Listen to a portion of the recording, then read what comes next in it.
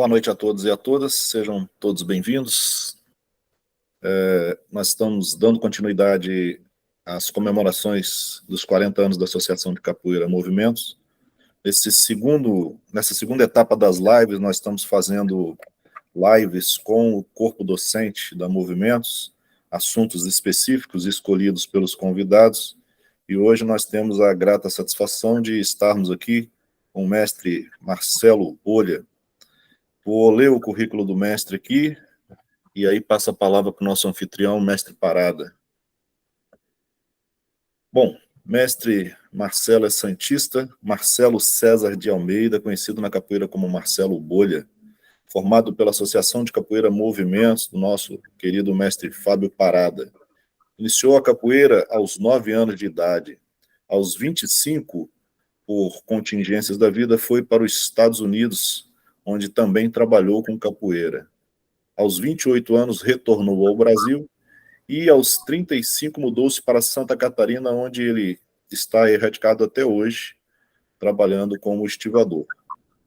Em Santa Catarina, o mestre tem o grupo Capoeira Movimentos, em Santa Catarina, atua como pesquisador num projeto de extensão do Instituto Federal de Curitiba, IF Capoeirando. É de Curitiba, mestre? Não, é daqui de Santa Catarina, São Francisco do Sul. Então, desculpe, estão corrigindo. Ensina capoeira no projeto comunitário de escola pública, e ensina também em uma pousada e em algumas comunidades em parceria com o CRAS. Trabalha como estivador, como já falei. Participou do CEPA, em Santa Catarina, membro de conselho. Faz parte do movimento afrodescendente de São Francisco do Sul, como presidente. Escola de Samba Imperadores do Samba, diretor social, né? Conselheiro por 2 vezes no Conselho Municipal de Cultura. Então, o mestre tem um amplo currículo na área de militância social, né? Então, podemos dizer que o mestre é um produtor cultural e um ativista social, né? Um ativista das causas sociais, assim como vários docentes da Associação de Capoeira Movimentos também. Passar a palavra agora para o nosso Fábio Parada, nosso mestre Fábio Parada. Agradecer ao Jansen Moraes, dizer que essa live também tem a colaboração e o vínculo com o LaVeDoc, Laboratório de Antropologia Visual e Documentários da Universidade Federal de Juiz de Fora, onde eu faço um doutorado em Ciências Sociais, que serve como um artigo, um banco de dados audiovisuais e documentados para pesquisa dos interessados. Então, por favor, mestre Fábio Parada, seja bem-vindo, boa noite.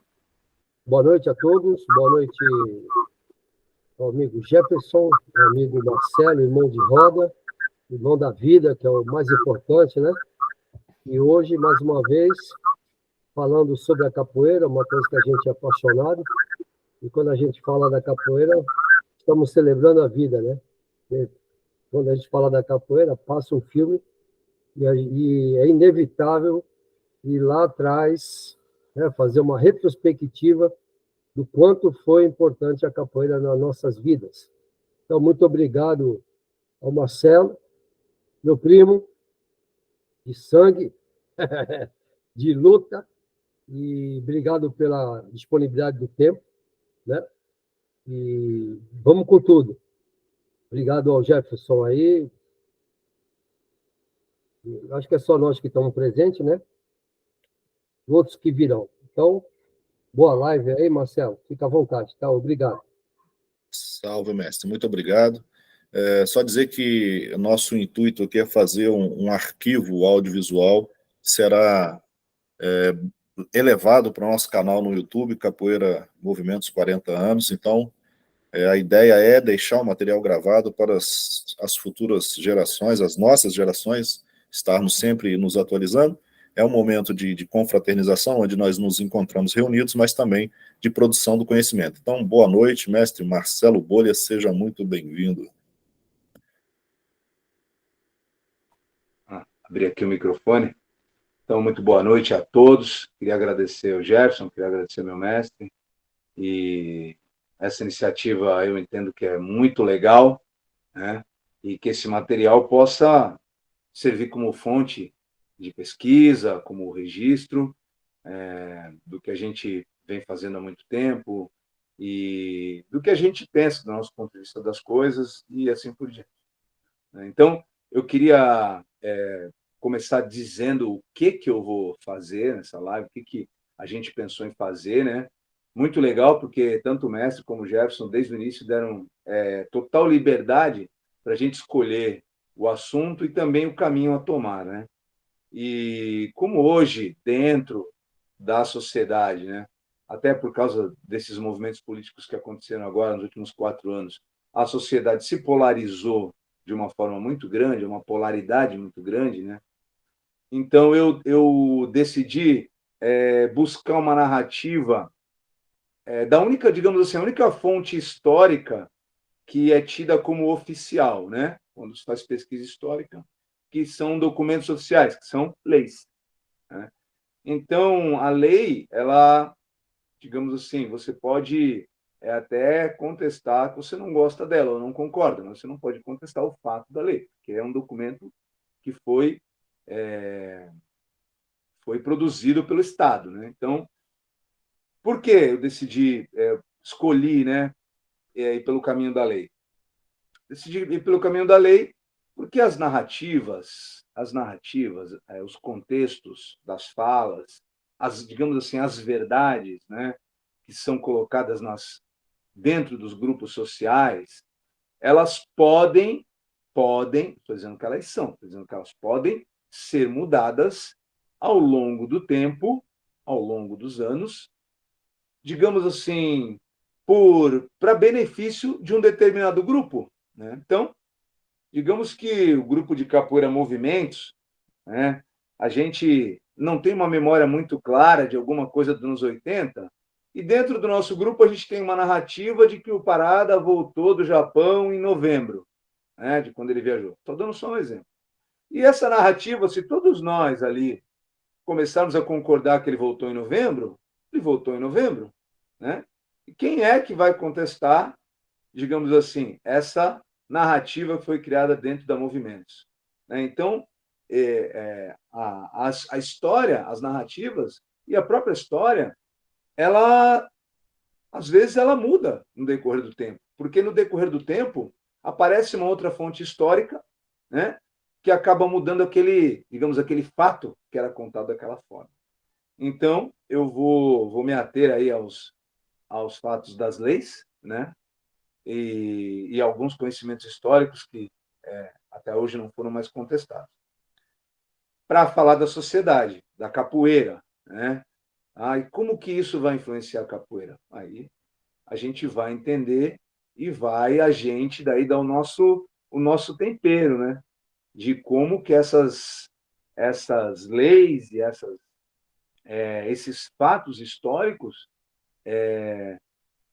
atingiram, como que eles movimentaram a sociedade e a estrutura social do Brasil e da nossa formação popular, né?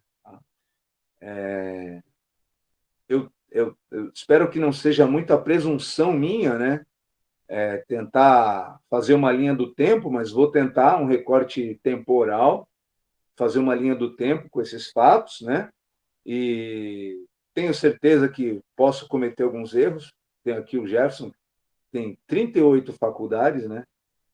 Então, está me deixando em maus lençóis aqui, né, para falar sobre estudo acadêmico, mas, de qualquer forma, eu vou tentar a sorte aqui, né? Beleza? Então, a primeira coisa que eu queria falar é de 1444, né? 1444. Então, o que aconteceu em 1444? O primeiro leilão de escravos em Portugal, né? Então, pela primeira vez, Portugal demonstra um interesse comercial, né? Ele faz uma tentativa ali, uma abordagem comercial com seres humanos, né? Tá? Então, como eu falei, a gente vai comentando, né, sobre o fato e algumas coisas da sociedade. Então, o que a gente pode falar desse fato, né? Eu deixei aberto para vocês pensarem. O que significa isso? Às vezes eu escuto algumas narrativas nesse ponto que dizem assim: mas existe, há mais de 4.000 anos sempre teve escravidão. Então, né, para quem usa esse tipo de, digamos assim, de subterfúgio para normalizar a escravidão das pessoas africanas, né, dos escravos africanos, dá uma olhada na história que não era assim, não era um viés comercial, né? Nunca foi um viés comercial. A comercialização em leilões públicos, né? Leilões. Quando Portugal fez isso, ele criou uma empresa, uma instituição para a escravidão, né? E junto com essa instituição, ele criou outras instituições, porque junto com a escravidão foi preciso exércitos para irem à África, invadir e capturar essas pessoas, né? Escravizar esses homens, capturá-los, caçá-los e capturá-los. Então, houve uma demanda comercial de soldados e uma demanda comercial de navios. Então, olha só como eu estou criando uma cadeia econômica, né, em cima de uma atrocidade histórica, que é a escravidão de seres humanos, né? Tá? Então, esse é o primeiro fato aí que eu deixo para vocês refletirem nesse ponto. E aí, vamos dar um salto bem grande, já em 1538, os livros dizem entre 1537 e 1539, né? Houve o primeiro leilão de negros no Brasil, em Pernambuco. Tá? Primeiro leilão de escravos africanos no Brasil. Então, por que esse é outro marco, né? Dentro da capoeira e dentro da vida do brasileiro? Porque esses homens começaram a vir para cá, uma colônia que era, digamos, exclusivamente portuguesa, os colonizadores, né, ou os exploradores, que as expedições eram exploradoras, não eram colonizadoras, né? Estão nos livros de história, expedições para o Brasil eram expedições exploradoras, eles eram portugueses e a tentativa de escravidar os indígenas, que estava um tiro que estava sendo pela culatra, né? É muito difícil escravizar os indígenas, que são os nossos povos originários aqui dessa terra, né? De toda a América Latina e da América também do Norte. Então, sendo assim, eu começo ali a trazer essas pessoas que no futuro seriam a grande maioria da população brasileira. Então, começo a trazer esses homens para cá, depois de serem caçados, sofrerem as maiores atrocidades, eu começo a trazer esses homens para o Brasil, né? Então, aí também a gente começa a ver que demorou praticamente 100 anos para Portugal conseguir ter uma indústria naval adequada, uma indústria militar, se é que eu posso dizer assim, uma indústria militar adequada para poder conseguir a logística de todo esse sistema escravagista, né? Tá? Então, o próximo fato seria já em... Eu vou dar um pulo grande, né? Porque do primeiro leilão de escravos, a escravidão tomou uma forma, aquilo agradou, né, a colônia portuguesa, aquilo agradou aos portugueses, todo aquele esquema já estava sendo levado para vários outros países do mundo, né, da América do Sul também, da América do Norte. Então, o comércio está muito grande, né, comércio grande de escravos africanos, e esse comércio se desenvolveu ao longo, aí a gente bem sabe, de 350 anos, né? Então, eu não vou entrar nesse período de 300 anos de escravidão, onde a sociedade brasileira, vamos passar rapidamente, né? Onde a sociedade brasileira era formada pelos, digamos assim, já mais recentemente, né? Ali na década do século XIX, das capitanias hereditárias, século XVII, né?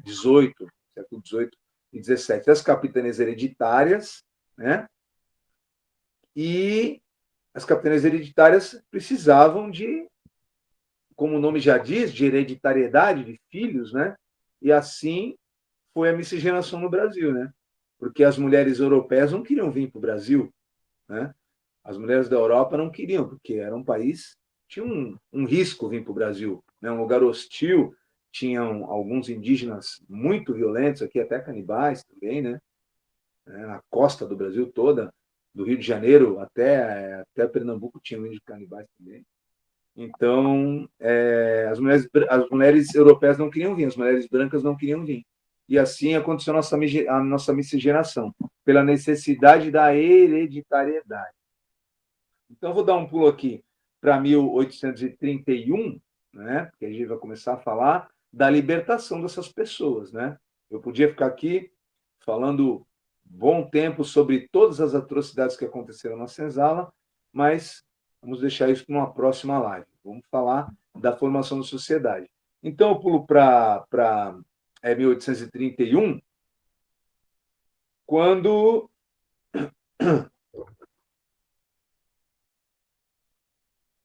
para 7 de novembro de 1831, para quando houve, digamos assim, a proibição, né? Não foi uma libertação dos escravos, mas já foi um início de negociação. Né? Muita gente diz que essa lei ela foi apelidada de a lei para inglês ver, né? Por isso que a gente usa essa terminologia até hoje. A Inglaterra tinha produtos industrializados e ela queria vender para homens assalariados, né? Porque você só vende produtos industrializados para quando tem dinheiro girando como capital. Então, a Inglaterra estava pressionando todos os países do mundo a abolir a escravidão para que os escravos, não porque eles eram bonzinhos, né? Para que os escravos pudessem ter salário e consumir calças e tudo mais que a Inglaterra estava fazendo em padrão industrial. Né? Então, tem essa lei que ela fazia o quê? Ela proibia o tráfico de escravos nos oceanos, né? E no Brasil também. Então, era proibido o tráfico de escravos, então você não podia, era proibido. No Brasil, você tem um escravo afrodescendente, a partir daquela data, que viesse de além do território nacional, além do território brasileiro. Se você fizesse isso, de ter uma pessoa, um escravo, a partir de 1831, que tinha acabado de chegar no Brasil, você era considerado, digamos assim, um traficante, né? Um contrabandista, porque eu estava entrando com uma carga, que eles eram, na verdade, né, nossos ancestrais eram considerados mercadorias, então você estava tendo posse de uma mercadoria ilegal. Agora, não proibiu quem já tinha, né? Então, quem já possuía esses escravos pôde ficar. E aí começou um movimento dentro da sociedade, né, dentro das fazendas, para esses escravos terem filhos, para poderem perpetuar essas famílias, né, para o dono das fazendas, os senhores de engenhos, donos das fazendas, terem sempre escravos. Então, eles melhoraram ali um pouquinho o tratamento desses homens que eram brutalmente fustigados, né? E aí eles puderam, então, ter mais, eram ali obrigados, na verdade, né, a ter mais filhos e tal. Tem até uma história, né, um relato, um registro de um negro, não sei se o Jefferson já ouviu esse relato, que ele era de um senhor, ele era somente para procriação. Né? Ele tinha aproximadamente pouco mais de 2 metros de altura e era muito forte, nunca tinha tido nenhuma doença. E por dezenas de anos, tem estudos que dizem que ele já tivesse sido obrigado a ficar com mais de 100 mulheres por dia. Né? Não sei se o Jefferson já ouviu. Né? Então, não vou me lembrar o nome dele agora, porque ele não estava aqui na minha programação, mas só para vocês entenderem que essa época, né, nesse período, era importante que as mulheres negras ficassem grávidas, porque senão iam acabar os escravos, porque já não podia mais trazer escravos pelo oceano. Lógico que continuou, né? Continuou como ilegalmente esse tráfico. E algumas leis, né, começaram a ser feitas para inibir esse tipo de tráfico. Então, uma outra, em 1850, a Lei Eusébio de Queiroz, que eram medidas de repreensão contra esse tráfico, continuava, mais de 20 anos, e esse tráfico continuava a ser feito, mesmo contra a lei, mas os senhores de engenho eram muito poderosos, eles que tinham capital, então continuavam trazendo essas pessoas da África, né? Era muito forte o interesse da coroa, inclusive, porque Portugal tinha uma esquadra grande de navios negreiros, né? Ele ia fazer o quê com todos esses navios negreiros, né? Se acaba do dia para a noite o tráfico de escravos, né? Então, havia um interesse em continuar. Então, no mesmo 1850, já percebendo, né, que a gente começa a entrar nesses reflexos, já a coroa percebendo que a abolição da escravatura estava próxima, que eles não iam conseguir conter aquilo por muitos anos, eles faziam o quê? A lei de terras, né? A lei de terras de 1850, ela dizia que somente poderiam possuir terras daquele momento em diante as pessoas que comprassem da União, comprassem ali, né, do Império. Né? Então, quer dizer, um escravo, como é que ele ia ter dinheiro? Como é que ele ia ter estudo? Como é que ele ia ter qualquer tipo de documento para, nem que fosse um arrendamento para o governo, ou que ele fosse fazer um empréstimo para pagar com o tempo? Quem é que conseguia fazer isso? Quem detinha a cultura, no caso ali, né? Os portugueses, quem detinha influência dentro da colônia. Então, foram as pessoas brancas que podiam ter terra. Então, na verdade, essa lei, ela proibia uma pessoa negra de ter terras. E como que uma pessoa negra ia ter dinheiro para negociar com o governo numa terra? Então, aí você vê que o negro nessa época já não podia, como não sou eu. Estou dizendo, isso não é uma conclusão minha, a lei é que diz, né? A lei é que está dizendo. Tá? Então, aí você já proibiu o negro de ser fazendeiro, né? Já não podia plantar, fazer um negócio para ele. Voltando um pouquinho, né? Em 1837, teve uma lei também que influenciou muito a sociedade, que é engraçado, a lei número 1, né? Lei número 1, tinha que ser essa lei, né? A lei que proibia os negros afrodescendentes de frequentarem escolas, né? O que eu vou falar, né? Vou nem comentar nada, vou deixar para vocês refletirem, né? As pessoas que gostam assim de falar aos quatro ventos, né? Que a sociedade negra não foi oprimida a nada, que isso tudo é mimimi, que, né? Tem a mesma oportunidade. Então, você veja aí que os negros não podiam estudar, então eles não podiam comprar terra, não podiam estudar. E aí, como é que você vai formar uma sociedade igualitária, né? Como é que você vai ter pessoas, né, com o mesmo interesse em trabalhar, pessoas que pudessem competir de igual para igual, pudessem construir uma nação, né? Tá? Então, a lei de terras, só que a pressão estava grande, né? Porque os Estados Unidos, se eu não me engano, em 1868 já tinha abolido os escravos, e ali só ficou o Brasil, né? Ficou só o Brasil. E a Inglaterra pressionando, ó, não vamos mais fazer negócio, não comprar mais nada de vocês, Portugal. Vocês têm que abolir a escravidão e pôr esse pessoal assalariado aí. Vamos lá. E aí começam a ser aprovadas algumas leis para... Né, a de 31, que proibiu escravos, já foi para inglês ver, então mais algumas para inglês ver, né? Vamos falar aqui, ó. A lei dos sexagenários, de 1885, né? Que ela dizia o quê, essa lei? Que a partir dos 60, o escravo, quando atingisse 60 anos, ele estava liberto, né? Está parecendo um pouquinho alguma coisa que nós estamos vivendo agora, fazendo um paralelo aí, né? Se descontrair um pouco, é mais ou menos a idade que a gente está se aposentando, né? Só que agora é 65, né? Só que naquele tempo, por que ela não houve grande impacto, essa lei? Porque qual negro que aguentava chegar a 60 anos, né? Um ínfimo número, não era quase, não vou dizer que era impossível, mas pouquíssimas pessoas chegavam naquelas condições de vida, né, que eles tinham aos 60 anos. Então, foi uma lei que não, mais uma lei para inglês ver, né? Para ver se convencia os ingleses que podiam negociar com Portugal, podiam negociar com a colônia, que estavam tentando, né? E tal. Então,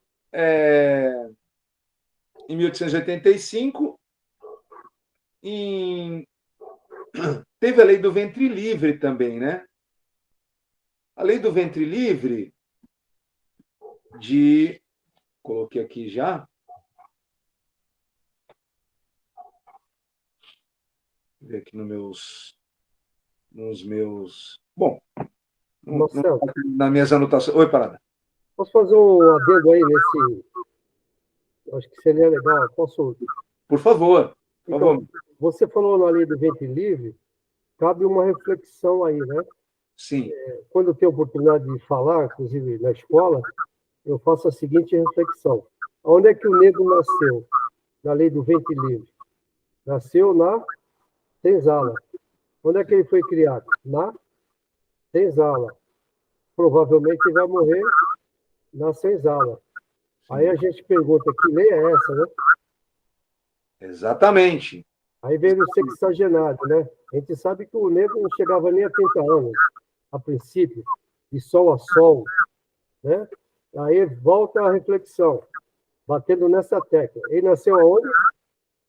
Na senzala. Vai crescer, trabalhar onde? Na senzala, nos canaviais e tal. Vai chegar aos 30 anos, né? Sem saneamento básico, sem médico, sem alimentação, né? E aí cabe essa reflexão que é muito importante, essa tua fala aí. Realmente é uma reflexão profunda, né? E agora vem a lei áurea, que é mais ainda perversa, né? Acho que você vai discorrer agora. Obrigado, Marcelo. Legal. Então, eu vou até somar mais uma informação. Você falou exatamente para do escopo da lei. Porque a lei, ela previa o seguinte, que quando nascia, a partir, né, da lei do ventre livre, agora lembrei, 1871, né, ele previa que a criança ia nascer e que o senhor, né, o dono da escrava, ele era obrigado por lei a criar a criança até os 8 anos. Onde? Na fazenda. Então, o ventre livre, na verdade, não era livre. Ele era propriedade. Calma que tem mais. Ele era propriedade, é obrigação do senhor de engenho até os 8 anos. Quando ele fazia 8 anos, o Estado permitia que o senhor de engenho ou o vendesse para a liberdade, e aí ele ganhava um dinheiro do governo para vender essa criança para ele ser um menino livre, mas eles não faziam isso. Se ele não quisesse fazer isso, ele podia ficar com esse menino dentro da fazenda até os 21 anos. Então, a lei do ventre livre manteve os escravos. Na verdade, a lei do ventre livre não libertou ninguém. Porque o cara nascia até os 21 anos, ele ainda era escravo, ele ainda era do senhor de engenho, só aos 21 anos que ele ia ser liberto. Até ali já ultrapassamos a Lei Áurea, que foi em 88, né? Já tem só 17 anos aí, ó. 17 anos, quer dizer, ele ainda não tinha sido liberto, ainda era propriedade. Então, chegamos na lei de 1888, nessa lei inconclusa, né? Nessa lei incompleta, inconclusa, onde, vamos falar do dia 14 de maio, né? Quero que cada um faça uma reflexão. Você acordou sem saber o que está acontecendo, porque a grande maioria não tinha a menor ideia do que estava acontecendo, estavam sendo expulsos da senzala. Expulsos. Ah, vou pegar ali minha sacolinha, meu neném. Não, fora. Fora daqui agora. Some daqui. E eles, sem saber, foram jogados na rua, sem saber o que estava acontecendo, né? Jogados na rua com aqueles trapos que eles usavam, e chegando nos centros ali onde tinha o comércio, ninguém queria dar um trabalho para essas pessoas, porque já estavam chegando europeus aos poucos, mas já estavam chegando, porque a coroa nisso foi rápida, né?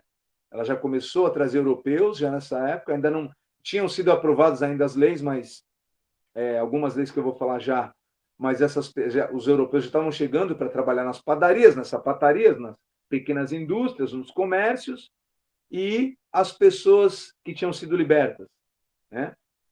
E aí, como eles não queriam ter essas pessoas por perto, o que eles fizeram? Em 1891, a lei dos vadios e capoeiras, né? A lei dos vadios e capoeiras. O que essa lei previa?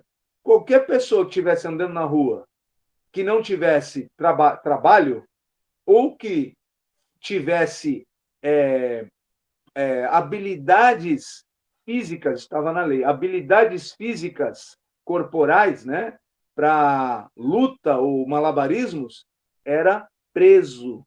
Então, era a lei dos vadios do capoeira. Então, quer dizer, se eu fui expulso da senzala para ficar na rua e ninguém me dá trabalho, e agora eu vou ficar onde? Se eu andar na rua, eu vou ser preso. Né? Então, deixa essa reflexão, acho que era essa reflexão que você queria. E aí, vocês podem me interromper a qualquer momento, tá? Eu sei que bate mesmo, bate vontade de falar, né? Então, deixa os amigos aí abertos para falar. E aí, eles fizeram o quê? Correram para os morros, onde tem água, onde geralmente tem frutas, nascentes de água, e foram nisso das nossas favelas, né? Nisso das nossas favelas. Tá? Então, bem complicado. E o Brasil, já em 1906, ele participa do Congresso Mundial das Raças. Não me lembro se é exatamente esse nome, eu não ia falar disso, mas vou falar. Ele participa de um evento mundial sobre as raças, onde a raça negra fica considerada, não, ela fica ali estabelecido que eram pessoas de qualidade inferior às pessoas brancas. Né? Qualidade inferior. Eram sub-humanos. Né? Beleza? Então, lembrando que uma instituição de muita influência no poder, desde 1200, desde a época de Cristo, eram as igrejas. Né? E a igreja sempre apoiou esses movimentos do tráfico negreiro. A igreja sempre apoiou. Né? Tá? Então, se ela apoiava e Jesus Cristo abençoava todos os homens, é justamente porque o negro não era considerado um ser humano. Ele era um ser de uma escala abaixo. Né? Então, o Brasil, diante dessa... O Brasil também estava sendo representado, ele vai já, né, como república, nesse Congresso Mundial das Nações, e ele, então, decide fazer o quê? O projeto de embranquecimento ou processo de branqueamento do Brasil. Tá? Pessoal, isso é lei, tá? Não estou inventando nenhuma narrativa aqui. Isso aí existe nos documentos históricos nacionais. Tá? Então, o projeto de branqueamento do Brasil, quais foram as características dele? Trazer o máximo possível de europeus. Né? E, para isso, o que o Brasil fez como lei? O Brasil aprovou financiamentos para qualquer europeu que viesse e tivesse conhecimento, capacitações industriais. Né? Por exemplo, uma família de um ex-presidente, por exemplo, que nós tivemos, é sabido que é uma família de italianos e que, quando chegou ao Brasil, fez uma sapataria. Né? Então, pegou esse investimento do Brasil, fez uma sapataria, porque já eram sapateiros na Itália. Então, você chegava aqui, você vinha com a família toda paga, passagem de transatlântico, na passagem nos navios, vinha com comida, quando chegava no Brasil era recebido, tinha escola, já tinha um financiamento para começar a trabalhar. Ah, mas nós somos ruralistas, nós somos somos camponeses. Opa, já ganha uma fazenda, tem tantos anos para pagar para o governo, então teve todo um apoio, né? E, enquanto isso, o que esse grupo de pessoas que participavam do projeto de embranquecimento do Brasil, de branqueamento do Brasil, pensaram? Isso tem documentos históricos, que até 1950 o Brasil estaria claro, todo claro. Né? Porque as pessoas que não miscigenassem com os europeus provavelmente morreriam. Né? Então, a esperança dessas pessoas era que nós nos tornássemos uma nação de primeira classe, e para isso teriam que ser eliminados os afrodescendentes. Tá? É cruel? É. Porém, esse é o país... mas isso foi há 3 gerações, 4 gerações atrás. Isso faz 115 anos que aconteceu. Faz muito tempo não, pessoal. 4 gerações aí, tá? Atrás estavam acontecendo essas atrocidades. Tá? Então, nessa linha,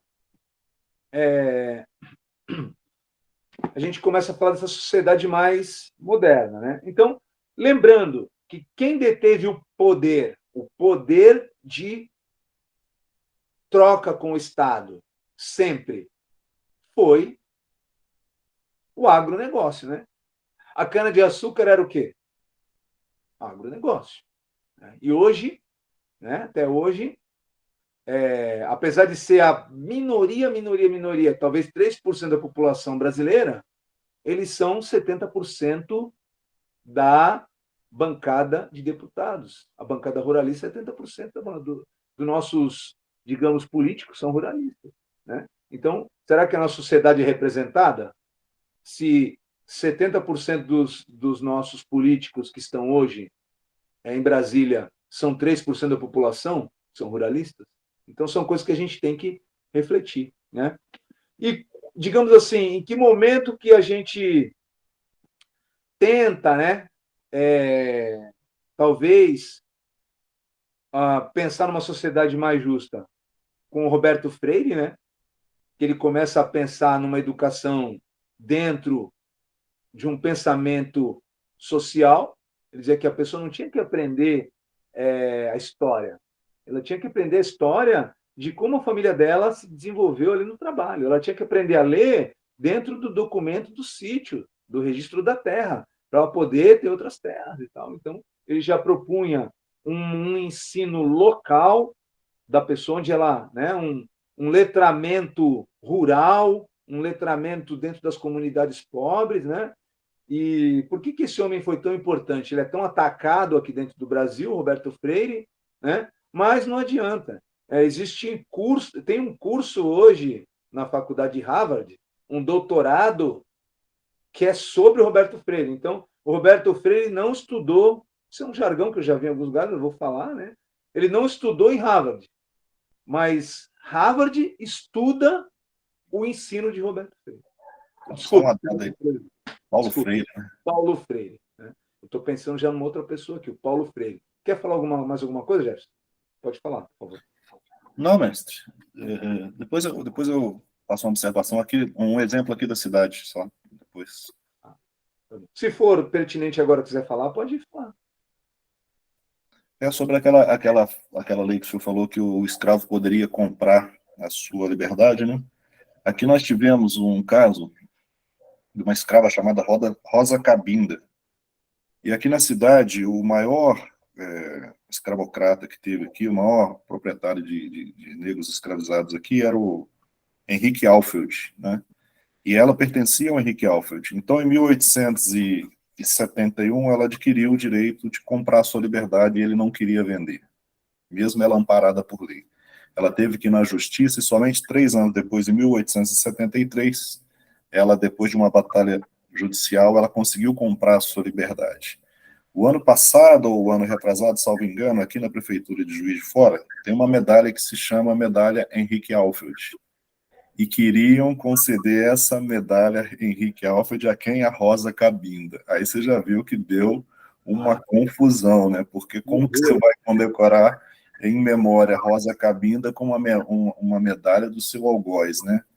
E aí o movimento negro, o movimento feminista, todo mundo caiu matando e reverteram a situação, né? Não deixaram, e agora criaram uma medalha Rosa Cabinda, né? Só um adendo histórico aqui que faz parte da nossa cidade aqui, né?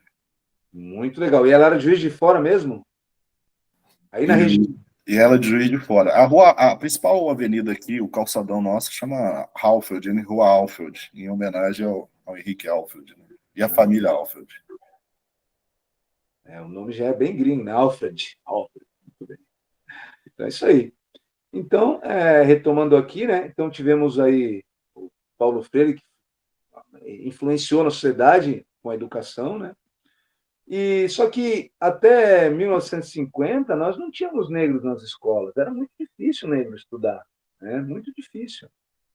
Então nós tivemos ali, vamos dizer aqui que apenas, vou dar um salto aqui, para 2003, né?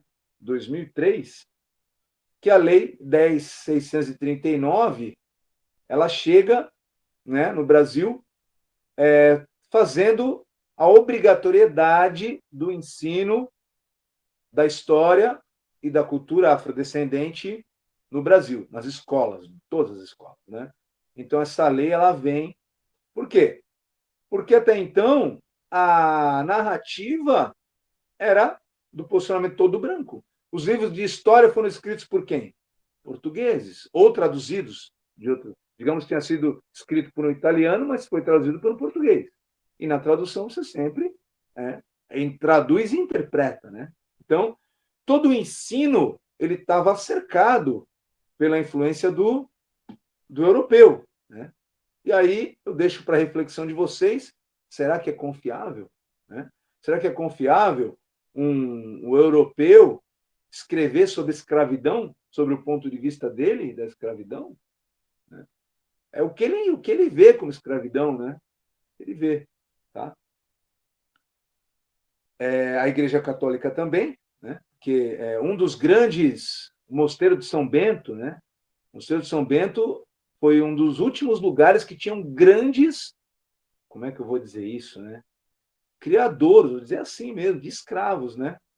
Porque o Mosteiro do São Bento, a Igreja Católica liberou para que o Mosteiro de São Bento fizesse casamentos. A partir do momento que o escravo africano aceitasse a doutrina católica e casasse, ele podia viver livre na fazenda, mas ele não podia sair da fazenda, né? Mas ele tinha aí filhos e por mais de 100 anos, né? Foi um dos últimos lugares que tinha grande quantidade, massiva, de afrodescendentes, de negros. Foi os mosteiros de São Bento, né? Uma outra coisa interessante, Jefferson, não sei se eu posso usar esse... Depois eu acho que você também talvez não... Tem tantas coisas na história, depois você vê se eu posso usar essa terminologia. Quem foram os primeiros funcionários públicos do Brasil? Vamos dizer assim, funcionário público. Existiam os jesuítas, que trabalhavam, né, para a colônia, né? Já trabalhavam para a República nessa época, os jesuítas, e eles tinham escravos. Eles tinham escravos. Quando houve a abolição da escravatura, os jesuítas não podiam mais ter esses escravos, né? Um pouco antes até, a Igreja Católica não tinha mais dinheiro para bancar os jesuítas, mas a Igreja Católica era ligada com o governo, né? com o Brasil. E aí, o que aconteceu com esses escravos? Falaram, peraí, mas se eles não são mais da Igreja Católica, ela não pode ter escravos, não são dos jesuítas, eles são de quem? Eles viraram os escravos do Estado. Não sei se você já leu alguma coisa sobre isso. Foram os primeiros, pode-se dizer, foram os primeiros funcionários públicos do Brasil, porque eles eram funcionários, pertenciam trabalhadores do Estado, né? Tiveram que ser absorvidos por quem fazia o governo brasileiro, né? Então, interessante esse fato também. Então, vocês veem que nosso Brasil é permeado, a sociedade brasileira é permeada de detalhes assim, incríveis, né? Que só no Brasil mesmo. Pode falar. Não, estou concordando aqui que isso aí dá uma dissertação de mestrado top, né? Não, é uma coisa... Eu acho... Beira o absurdo. Tudo que eu estou falando aqui são coisas que beiram o absurdo, né? Mas a gente tem que tratar da forma que é. Fatos são fatos, né? Aí, em 2003, teve a Lei 10.639, que obrigava o ensino da história e cultura afrodescendente. Em 2008, né, um iluminado pensou, peraí, mas e os indígenas, né, que estavam aqui primeiro que todo mundo? Então, aí em 2008 vem a 11.645 e fala que não, é obrigatório o estudo da cultura e história afrodescendente e da cultura e história indígena, né, nas escolas, né? E aí começa-se a perceber que nós fizemos barbaridades, né, contra os indígenas também. É difícil até, eu não consigo mais, há alguns anos já, chamar de índio, né? O índio. Quando a gente fala índio, parece assim, essa pessoa aqui é um índio, parece que ele não tem cultura, não respeita os mais velhos, ele não sabe comer, ele não... poxa, uma ignorância muito grande, né? Os indígenas têm um código de ética ali, dentro da aldeia, com os mais velhos, uma oralidade que eles têm, ensino da história, da cultura, da medicina. Então, existe algumas narrativas construídas dentro da sociedade, né? Que, mas os índios estão sempre bêbados. Tá, mas índio não sabe fazer bebida. Os índios estão sempre fumando cigarro, né? Índio não faz indústria de cigarro, né? Então, influenciados por quem? Ah, mas se deixaram influenciar. Olha, não sei se nós, vamos fazer mais uma reflexão, se nós estivéssemos no lugar deles, né? Fomos invadidos, genocidados, genocídio, né? Em dezenas, centenas de milhares de indígenas, né? Tomaram tudo que era nosso, apagaram totalmente a nossa cultura. Ninguém quis aprender a fazer. Quer dizer, a gente ensinou medicina, né? Quem não tem um temperinho, quem não tem uma avó que sabe um chazinho, isso vem de onde? Da Europa? Não, é dos indígenas, né? Então, mas a gente não deu valor.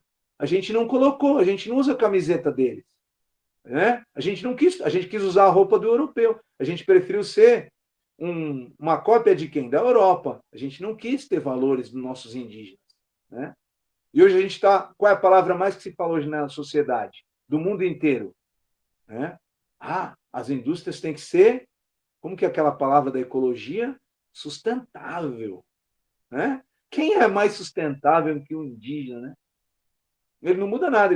A aldeia dele está lá. Ele planta, ele colhe, né? Ah, mas hoje ele tem um iPhone. Oh, você vê alguém, não sei se o Parado Jefferson, vê alguém andando com a roupa do Cabral, por aí, com aquele chapéu espanhol, com aquelas vestes de 1500, de 1600? Eu não vejo ninguém andando com essas roupas. Então, por que a gente tem que andar pelado com aquelas roupas de 1500? Isso é uma ignorância tremenda. Ah, não, se tiver de calça jeans e celular, não é indígena. Oh, pelo amor de Deus, não faz sentido nenhum esse tipo de narrativa, né? Tá? Então, aí vou pular para 2010, rapidamente, né? Pular para 2010, quando eu tenho o quê? A Lei da Igualdade Racial, o Estatuto da Igualdade Racial. Por que ao meu pensamento mudou muita coisa nessa lei? Não vou nem dizer a quantidade de pessoas que entrou no ensino público, nas faculdades, a partir dessa lei. Mas eu penso o seguinte, digamos que 10 pessoas se formaram no Brasil em 2014, 4 anos depois da lei. Essas 10 pessoas fizeram ali um mestrado, uma pós, um mestrado, e começaram a defender algumas teses. Pessoas afrodescendentes, pessoas negras, pessoas pobres. Quando ele começou a defender esses trabalhos acadêmicos, que ponto de vista que ele tinha? Ele não era filho de médico, ele não era filho de um grande industriário, como tinha sido até 2010. Ele era um menino da favela, mas agora ele estava defendendo um doutorado. O livro dele, a tese que ele escreveu, tinha um ponto de vista da favela, da comunidade. A bibliografia que ele buscou não foi de português, foi de pessoas que tinham ponto de vista que concordava com a vida que ele teve. Quem descreveu as atrocidades, então, a partir de agora, digamos assim, 15 anos, 10 anos, é que nós estamos tendo trabalho e ponto de vista acadêmico de quem sofreu, né, todas essas atrocidades. E não acredito que nenhum capoeirista que possa ver essa live vai dizer assim, mas o que isso tem a ver com a capoeira? Acredito que ninguém vai, né? Se você pensar dessa forma, o que esse cara está falando essas coisas em vez de falar da capoeira? Eu espero que você comece a ler um pouco, né? Para você poder relacionar tudo o que eu falei com a capoeira. Porque a capoeira, por muitos anos, desde a época do Zumbi, né, já se fala, se estuda que todo o exército do Zumbi era capoeirista, né? Quem defendeu as pessoas que, no 1900, logo após a abolição da escravatura, foram as maltas no Rio de Janeiro, né, que defendiam as pessoas negras, que até conseguiam algumas coisas financeiras, né, alguns aportes de comida, de remédios. Essas maltas eram temidas pelas pessoas brancas, né? Então, tudo isso, a capoeira estava junto, né? Em todos esses movimentos, desde a época das fugas da senzala, a capoeira acompanhou todo esse movimento, e ela acompanha até hoje, né? E ela fez por mim, porque um menino de comunidade, meu mestre lembra muito bem como era a minha casa, né? A minha casa tem problema nenhum dizer isso. Minha casa tinha frestas, né? Entrava chuva pela parede, era uma comunidade muito pobre que eu morava, e o Parada me deu essa oportunidade de me ensinar a capoeira, e eu acabei indo para os Estados Unidos pela capoeira. Então, o que ela fez com o escravo lá em 1700 e 1800, ela fez para mim agora, em 1995, foi o ano que eu fui para Nova York, levar esse conhecimento de capoeira, né? Quando eu voltei falando inglês, que eu gosto, sou curioso, aprendi inglês muito bem, comecei a trabalhar como tradutor, fui para navios, já sou formado em comércio exterior, logística, Universidade Federal. Então, tudo isso transformou a minha vida. Mas o que transformou a minha vida? A capoeira, ela me deu um aporte mental para eu ter força, para não abaixar a cabeça para ninguém, né? Para eu acreditar em mim mesmo, que eu podia, e as rasteiras da vida que eu levei, eu levantei. Nunca tive, né, como foi o falecimento da minha amada mãe, que o Parada lembra muito bem, que foi uma coisa de repente, minha mãe tinha próximo da minha idade quando ela faleceu, né? E tudo isso a capoeira me ajudou, a capoeira sempre me apoiou, então a capoeira ela está misturada com a sociedade, tá? Mas eu achei muito mais importante do que, nesse momento, para mim, Marcelo, falar sobre a minha vida da capoeira, falar de toda essa construção da sociedade brasileira e de como nós somos importantes, os mestres de capoeira, ter esse conhecimento para poder fixar essas bandeiras, fazer essa estrutura de conhecimento e passar isso para frente. Para que quando vem qualquer tipo de narrativa que é construída em esquinas, em pequenos grupos, né, como, isso aí é mimimi, essas pessoas não trabalham porque não querem, têm a mesma oportunidade que nós, né? Como a gente vê na internet hoje, um rapaz de 25 anos que foi muito falado aqui em Santa Catarina, colocou nas redes sociais. Hoje eu tenho 25 anos, tenho 5 milhões, graças à minha luta, meu estudo, né? Já tenho 5 milhões e tal, e colocou influência, né? Quando foram ver a família dele, o pai já era médico, a mãe já vem de uma família de industriais milionários, né? Então é muito complicado você dizer isso. Foi mérito só dele, né? Então é bastante complicado. Sempre teve boa alimentação, sempre teve, né, carro à disposição, os melhores computadores, melhor internet, né? Então é muito complicado você avaliar todas essas coisas hoje em dia. Então eu vou parar por aqui. Quem sabe a gente faz um dia uma outra live para conectar todas essas leis, essa história, entrelaçar mais ela com a vida do capoeirista, né? Que hoje não ia dar tempo, eu sabia que não ia, mas eu escolhi a lei, tá? Queria falar também uma coisa que eu anotei aqui. Maria do Carmo Jerônimo, né, é de Minas também, o Jefferson já deve ter ouvido falar, nasceu 5 de abril de 1871, morreu em 14/6 do ano 2000, aos 129 anos, em Carmos de Minas, né? Então, um marco aí, nasceu escrava, né? Morreu no ano 2000, 129 anos. Então, eu queria dedicar essa live à minha mãe, que faleceu com 54 anos de idade, que sofreu bastante, e aqui a dona Maria do Carmo Jerônimo, que viveu 2 vezes a vida que a minha mãe viveu e mais 10 anos. Tá?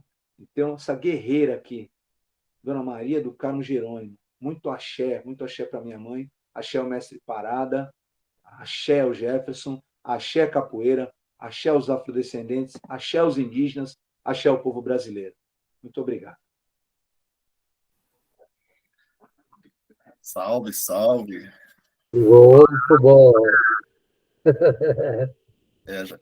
Já pensei aqui, quando o senhor deu a deixa aí, né, depois que o ciclo rodar, que todos nós tivermos passado aí com as nossas lives, nossas contribuições, já propor uma nova live, né, capoeira e política, porque eu fico rindo, rapaz, da ignorância.